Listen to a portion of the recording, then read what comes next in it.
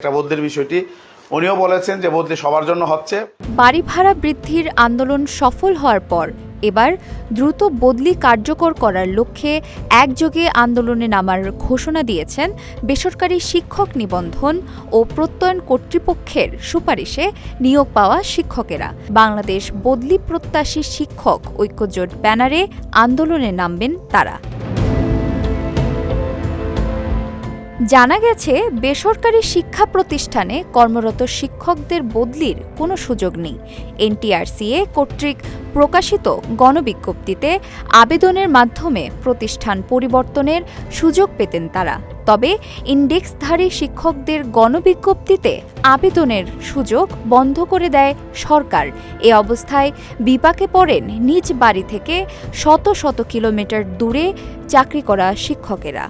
একই সঙ্গে নারী শিক্ষকদের ভোগান্তি বেড়ে যায় কয়েক গুণ।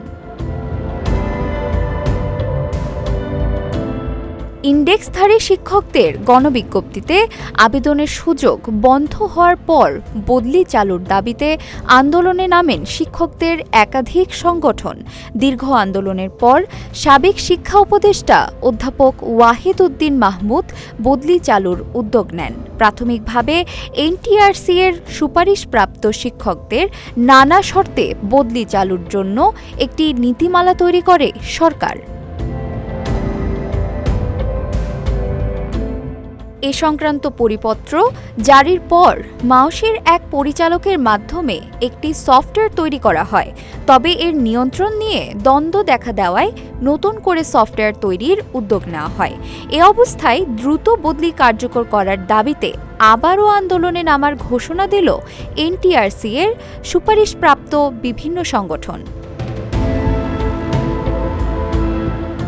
মাধ্যমিক ও উচ্চশিক্ষা অধিদপ্তরের একটি সূত্র জানিয়েছে, শিক্ষকদের বদলির সফটওয়্যার তৈরির জন্য আইসিটি মন্ত্রণালয়ের অধীন পরিচালিত অ্যাক্সেস টু ইনফরমেশন বা A2I এর মাধ্যমে সফটওয়্যার তৈরি করা হবে। তবে এই সফটওয়্যার তৈরিতে কতদিন সময় লাগবে এবং সফটওয়্যার তৈরির ব্যয় কত তা জানিয়ে চিঠি দেবে A2I। এই চিঠি পাওয়ার পর সফটওয়্যার তৈরির কার্যক্রম শুরু হবে।